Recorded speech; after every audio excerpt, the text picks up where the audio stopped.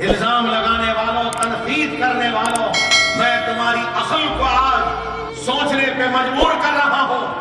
اگر اکبر الدین اویسی کو کمانا ہوتا تو ان اسکولوں کے ذریعے سالانہ کروڑوں روپے کما سکتا تھا، لیکن اکبر الدین اویسی نے کمایا نہیں بلکہ سالانہ کروڑوں روپیہ چندرائن گٹے کی عوام اور غریب مسلمانوں کی عوام کو بچایا اور جہالت کے خاتمے کے لیے علم کی روشنی ہر گھر کو پہنچائی۔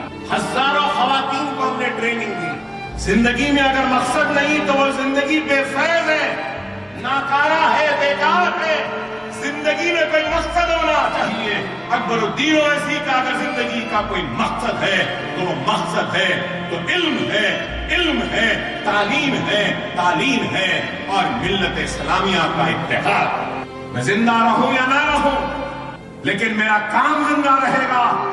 رہتی دنیا تک میرے بنائے ہوئے اسکولوں میں پڑھنے والا ایک ایک لڑکا قابل بنے گا، نیک بنے گا تو اس کا اجر اللہ مجھے دے گا، میرے ساتھیوں کو دے گا، میری عوام کو دے گا۔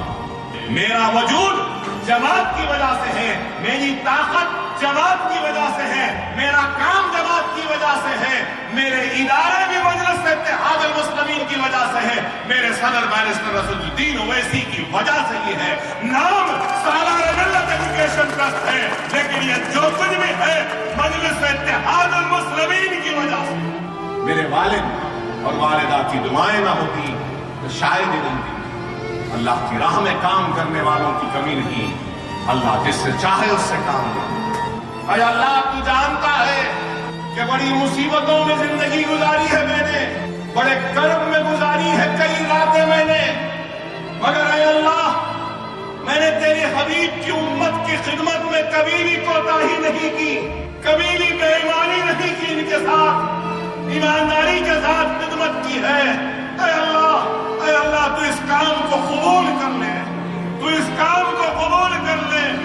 راتوں کے کرب اور ضربوں کے ضرب کی تکلیف میں بھی میں نے فکر کی ہے تو اپنے درد کی نہیں، فکر کی ہے تو اے اللہ تو جانتا ہے تیرے حبیب کی امت کی فکر کی ہے۔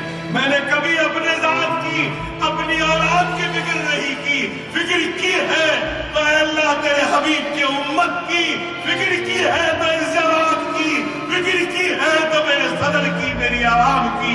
اے اللہ تو ان سب کی حفاظت کر دے، اے اللہ تو ان سب کی حفاظت کر، سب کو کامیابی اور کامرانی عطا